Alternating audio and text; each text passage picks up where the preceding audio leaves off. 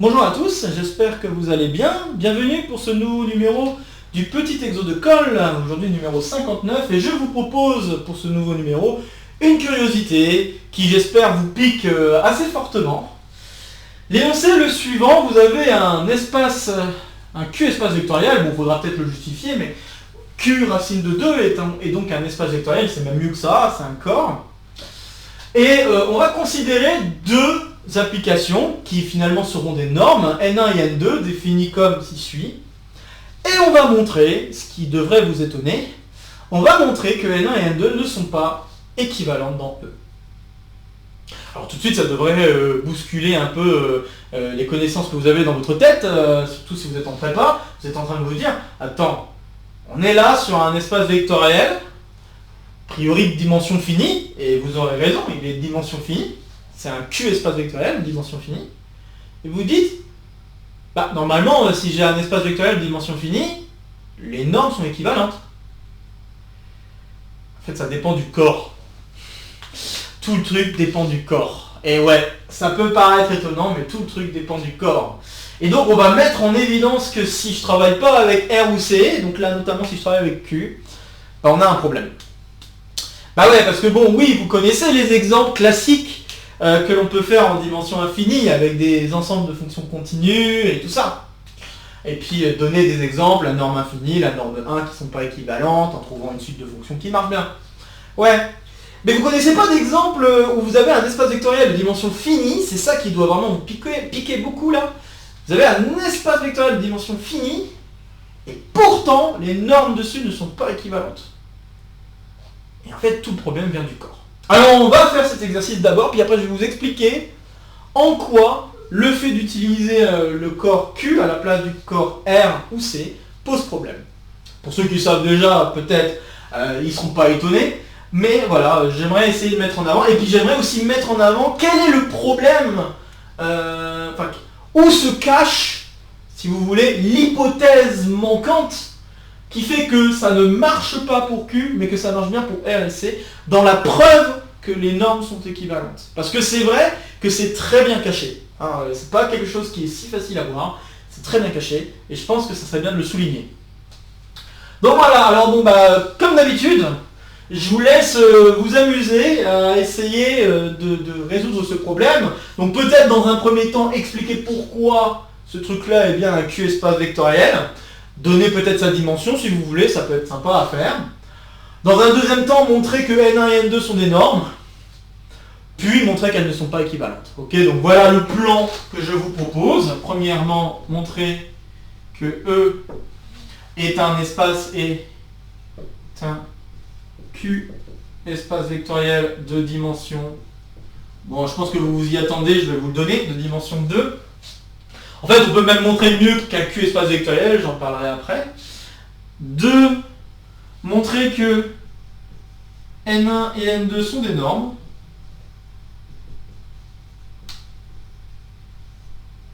Puis 3. Montrer que N1 et N2 ne sont pas équivalentes.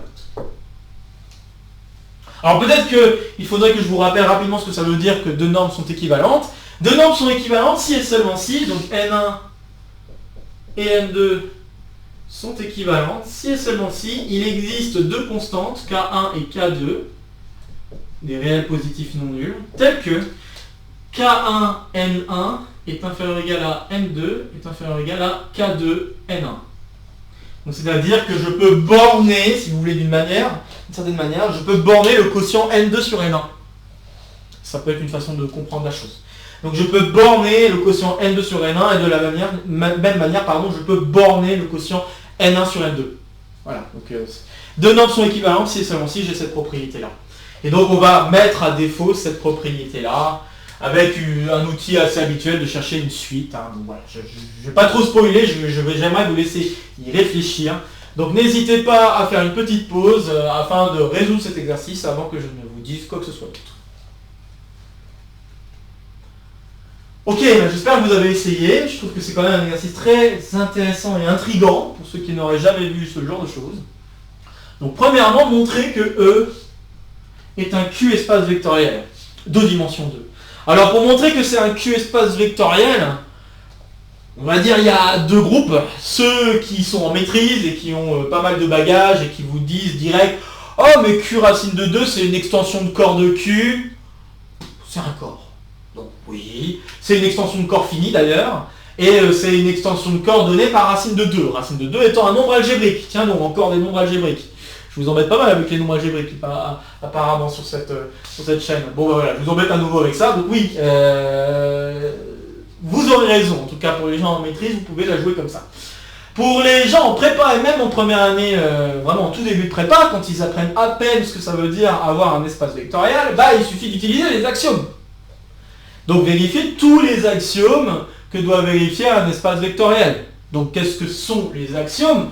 Bah, il faut que E plus forme un groupe additif, donc un groupe abélien additif, commutatif. Ok. Donc additif au sens où il y a le plus, hein, c'est tout. Donc c'est un groupe abélien. Il faut que, bien sûr, la loi fois qui correspondrait ici à multiplier par un nombre rationnel, donc la loi fois ici, qui peut se noter de cette manière-là si vous voulez. Voilà, et donc vous vous doutez de ce que ça doit faire, vous prenez un rationnel, vous prenez un élément dans E et vous multipliez donc cet élément de E par le rationnel. Bah il faut quoi? Il faut que ce soit distributif, donc interne, bon ça c'est normal hein, par rapport à ce que je viens d'écrire, mais distributif, par rapport à la loi plus, il faut également que ce soit d'une certaine manière associatif. Qu'est-ce que j'entends par associatif? J'entends que si vous faites peut-être pas alpha, si alpha, c'est bien.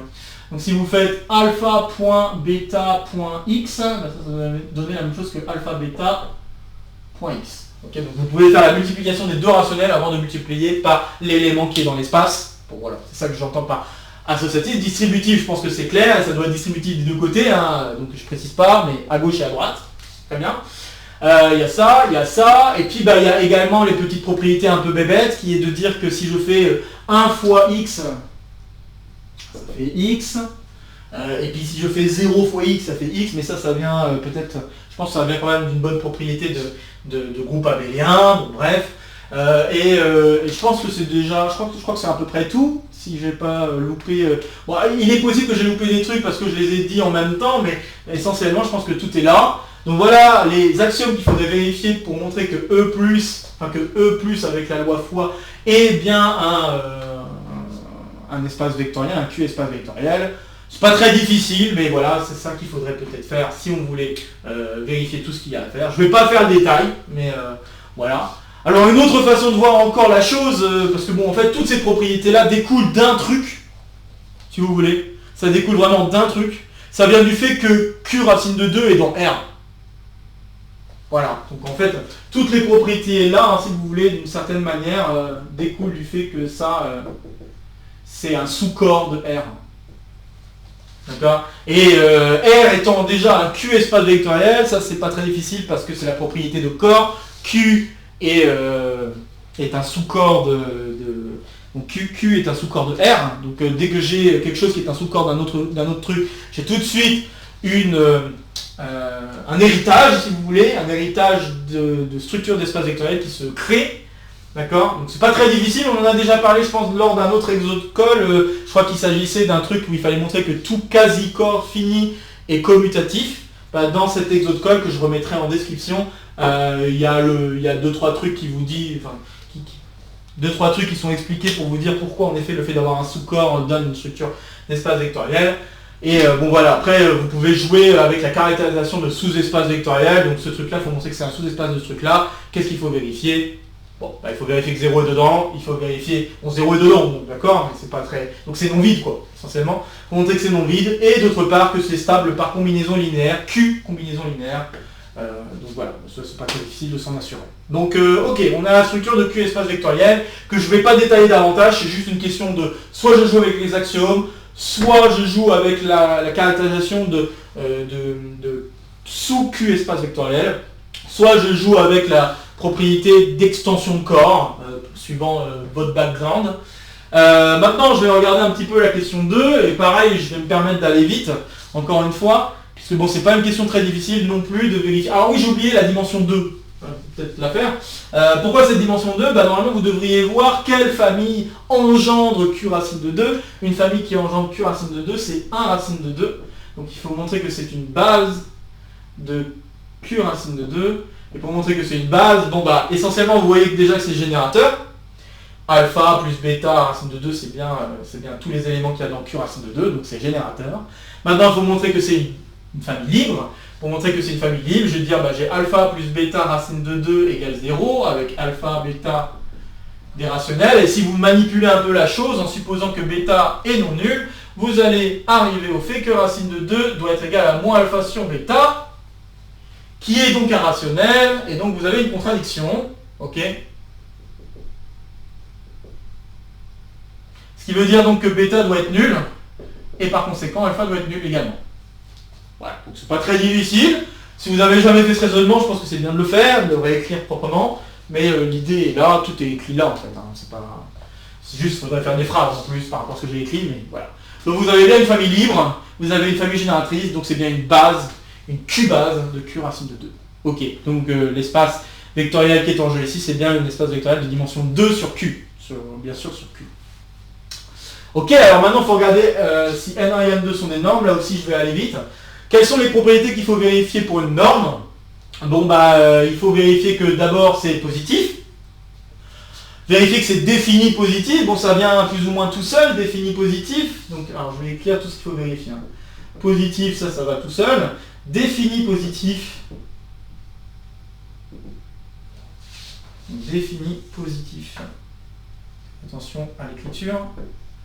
Donc défini positif, bon là lui c'est facile parce que c'est juste la valeur absolue. Même dans R c'était défini positif, donc il n'y a pas de problème. Lui c'est un petit peu moins facile, mais dire qu'une somme de nombres positifs est égale à 0, ça veut dire que les deux termes sont nuls. Donc A et B valent tous de 0, et donc le nombre que vous aviez au départ vaut 0.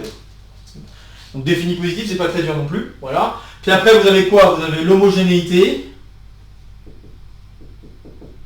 Ça veut dire que si vous multipliez par lambda étant rationnel, lambda, les valeurs qui sont ici, lambda, les valeurs qui sont ici, le lambda sort.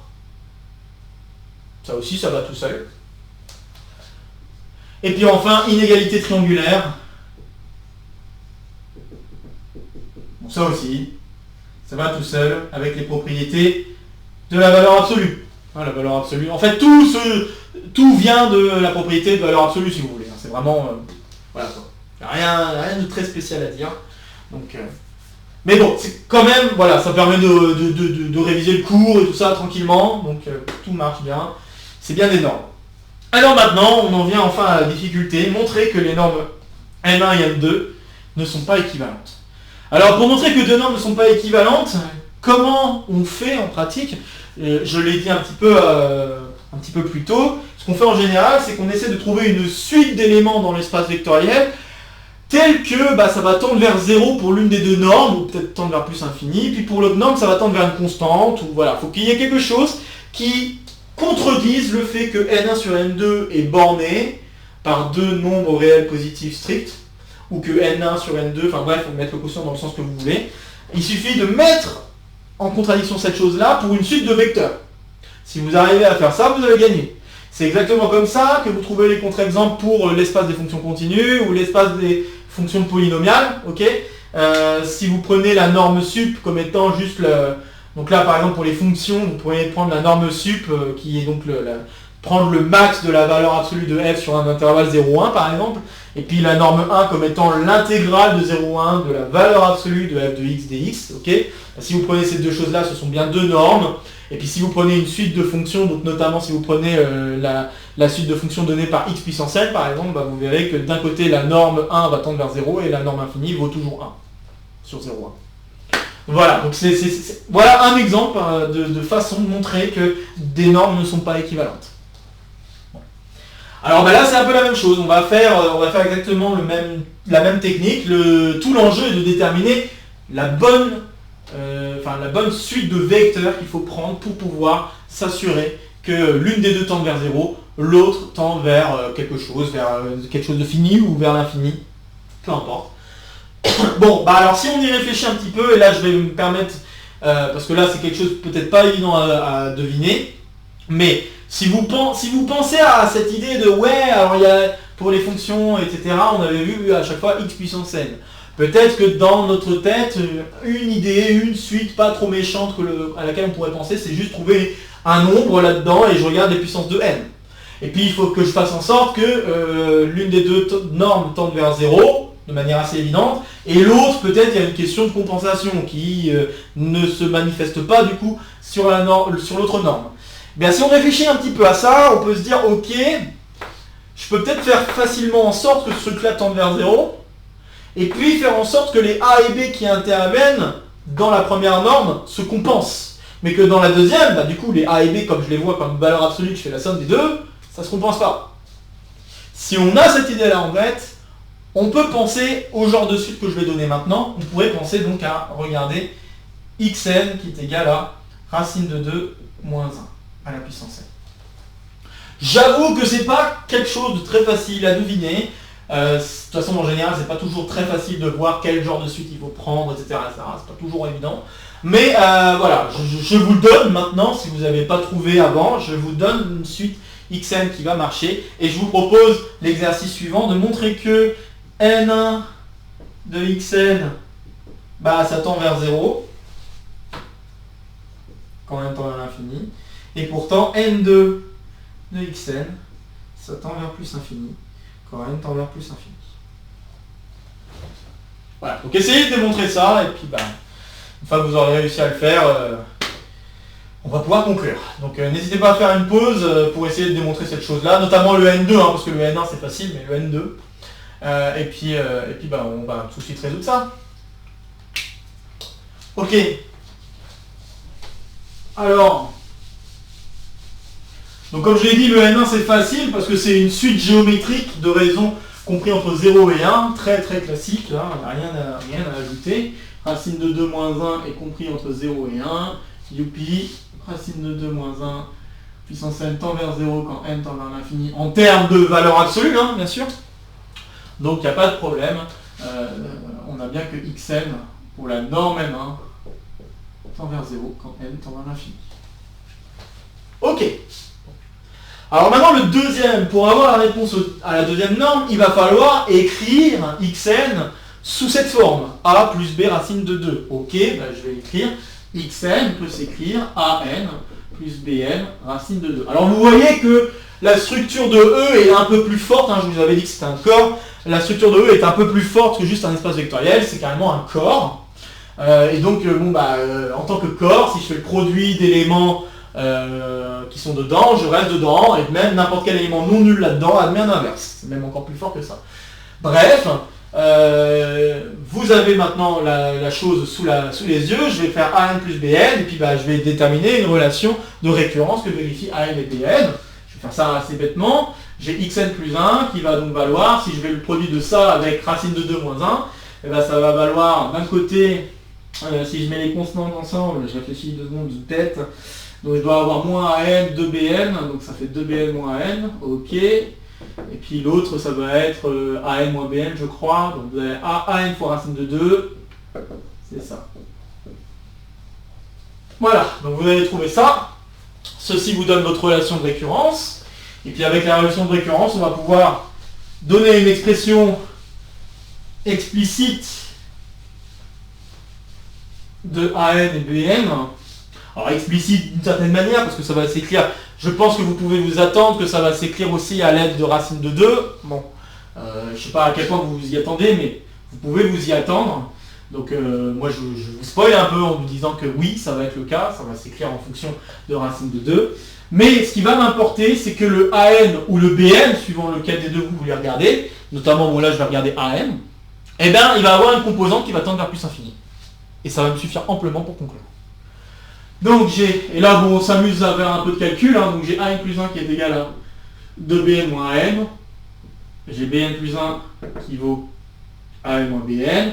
Je peux établir une relation de récurrence d'ordre 2 linéaire, une relation de récurrence linéaire d'ordre 2 sur an, je vais avoir an plus 2, ça vaut 2 fois bn plus 1 moins an plus 1, bn plus 1 je remplace, j'ai donc 2 fois an moins 2 fois Bn, moins An plus 1. Et si je manipule ce truc-là, le An va de l'autre côté, j'obtiens que 2Bn, je peux le remplacer par An plus 1 plus An. Donc du coup, ceci me donne 2An moins An plus 1 moins An. C'est ça, moins N plus 1. Ok, donc je rassemble, ça me fait A, alors, moins 2AN plus 1, plus AN. Si j'ai pas fait de... Alors, oui c'est ça, plus AN, c'est ça. Donc j'obtiens, voilà, ma relation de récurrence d'ordre 2, récurrence linéaire, quand j'ai affaire à ça, tout de suite réflexe. Je répète que là, hein, pour la méthode que je vais employer, il faut vraiment que vous ayez des constantes devant les AN plus 2, AN plus 1, AN, hein, d'accord. La méthode que je vais employer, c'est le truc habituel. Regardez l'équation caractéristique. Vous avez donc R carré plus 2 fois R moins 1 qui est égal à 0. Petit delta. 4 plus 4, 8. Ok, 2 racines. Et les 2 racines, bah, on va avoir moins 1 plus racine de 2 sur... Oups. Moins 2 plus 2 racine de 2 sur 2. Et moins 2 moins racine de 2, 2 racine de 2. Donc il me donne, je vais peut-être simplifier tout de suite, il me donne moins 1 plus racine de 2. Donc là j'ai appliqué la formule, mais je me suis permis de mettre moins en facteur de tout le monde. C'est ce que j'ai fait. Et de l'autre côté, bah, on va avoir la même chose, sauf que vous avez 1 moins racine de 2. Voilà. Donc c'est-à-dire racine de 2 sur 2, enfin racine de 2 moins 1 si vous préférez. Peut-être que c'est mieux comme ça.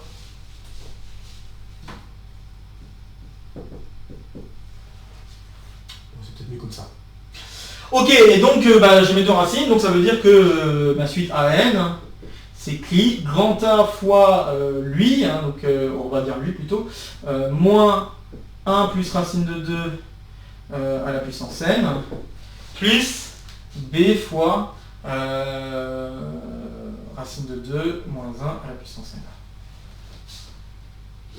Ok, maintenant reste à trouver A et B. Pour trouver A et B, vous avez que A0 vaut 1, puisque X0 vaut 1.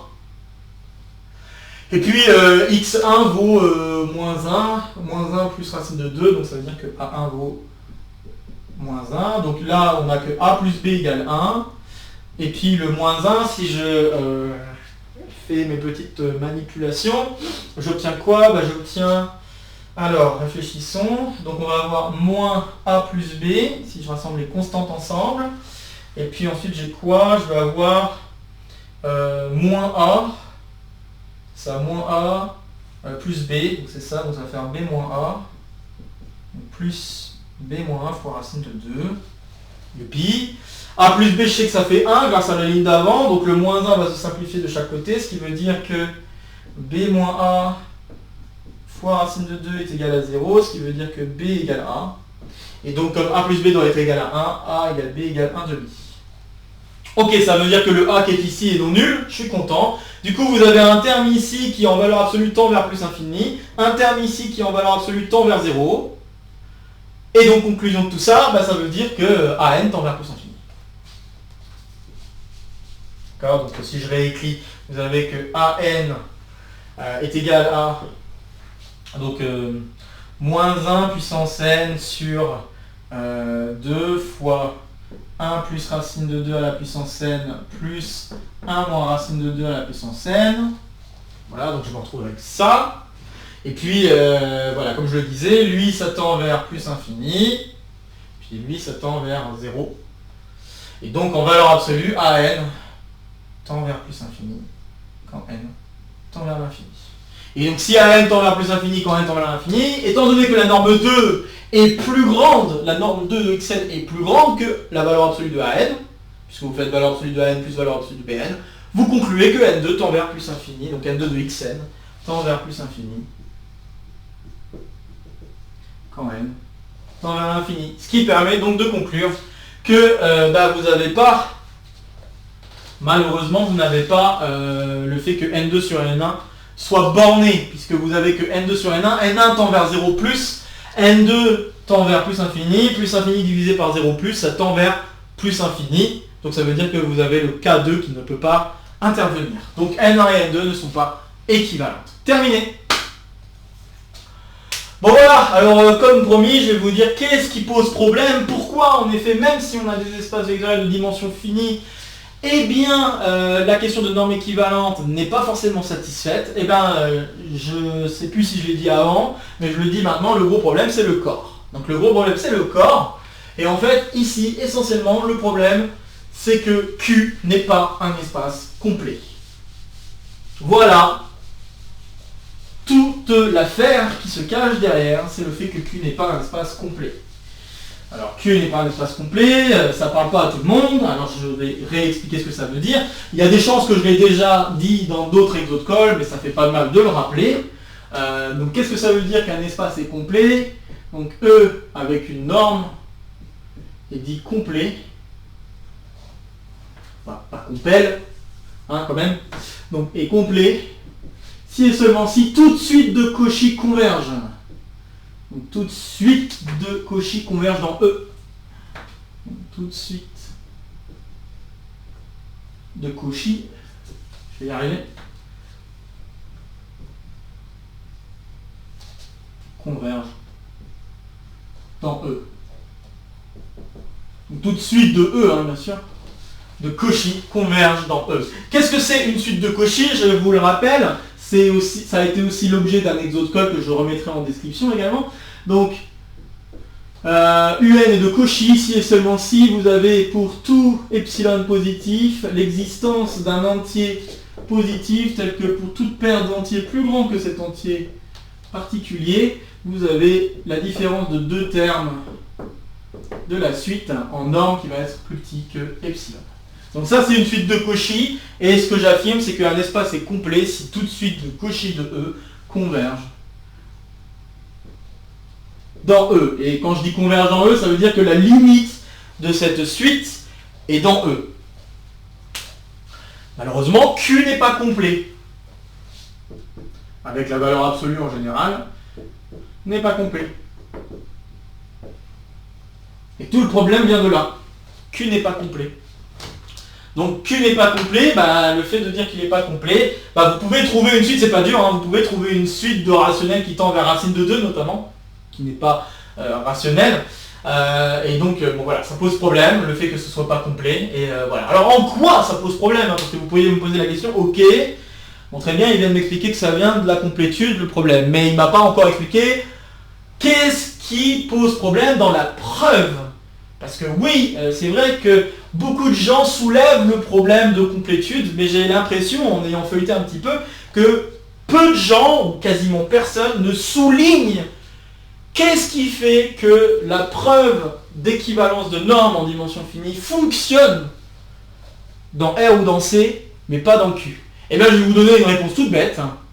Bolzano-Weierstrass. En fait, le gros problème, c'est ça. Bolzano-Weierstrass fonctionne pour R, pour C, mais ne fonctionne pas pour Q. Tout simplement, encore une fois, à cause de ce problème d'espace complet. Donc en fait, le problème d'espace complet intervient dans la preuve de Bolzano-Weierstrass. Alors vous me direz, pourquoi le problème Bolzano-Weierstrass, etc. etc. Bolzano-Weierstrass a pour conséquence que n'importe quel fermé borné est compact.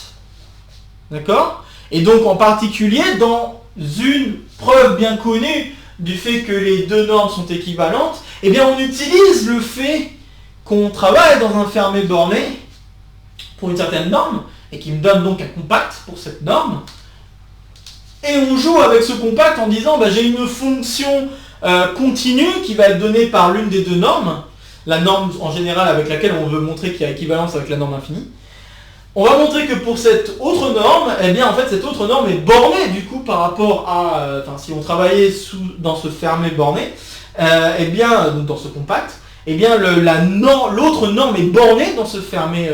Alors je fais des cercles, c'est parce que en fait dans la preuve on travaille avec l'ensemble des vecteurs qui ont une norme infinie égale à 1. À un moment donné on travaille avec ça. Cet ensemble-là est un fermé borné donc un compact. Je regarde l'autre norme avec laquelle je veux montrer l'équivalence, avec la norme infinie. Je regarde l'autre norme, cette autre norme, je peux montrer qu'il y a, que cette autre norme est bornée, parce que cette autre norme est une fonction, ça donne une fonction continue, car c'est pas très difficile de vérifier qu'elle est lipschitzienne, blablabla, donc elle est continue. Et par continuité de cette deuxième norme, eh bien, donc continuité sur un compact, ça veut dire que j'utilise la propriété de bornitude. N'importe quelle fonction continue sur un compact est bornée et atteint ses bornes. Et donc atteint ses bornes, ça veut dire qu'il y a un élément qui atteint son maximum, etc. Et bien ces propriétés-là qui utilisent de manière un peu cachée la question de Bolzano, Weierstrass et tout ça, et bien c'est là où se cache la propriété de complétude dont on a besoin pour que la question d'équivalence des normes soit vérifiée. Elle est cachée là, sous Bolzano-Weierstrass. Alors encore une fois, comme je l'ai dit, c'est pas quelque chose de très facile, hein, surtout que si vous le mettez à relire les preuves d'équivalence de normes, je suis sûr que vous ne le verrez pas en un clin d'œil. Hein, le fait que, en effet, il y a le Bolzano-Weierstrass qui est appliqué quelque part, ou en tout cas cette question de complétude se joue. C'est vrai que c'est pas si facile à voir là comme ça, parce que tout est caché dans cette question de compact. En fait, si je devais être un peu plus précis sur la chose, montrer que des normes sont équivalentes en dimension finie, je peux un petit peu, d'une certaine manière, éviter la notion de compact. Alors je dis pas que je vais l'éviter complètement, parce qu'il y a des questions où je ne pourrais pas passer outre, mais il y a d'autres preuves d'équivalence de normes qui mettent vraiment l'accent sur le fait qu'on doit avoir besoin de la complétude du corps sur lequel on travaille. Donc voilà, je tenais juste à dire que voilà, il y a d'autres preuves qui existent, qui mettent en avant cette histoire de complétude, blablabla. Mais voilà, ça reste une question difficile quand même de savoir où se cache la complétude dans la preuve, et je pense, en tout cas moi je vous propose, à mon avis, mon point de vue et ce que j'en pense, pour moi c'est caché dans Bolzano-Weierstrass. Parce que Bolzano-Weierstrass marche essentiellement dans R ou dans C, ne marche pas dans Q. Et je pense que c'est là où se cache la propriété de complétude, qui donc, par effet domino, se répercute sur la propriété d'équivalence de normes.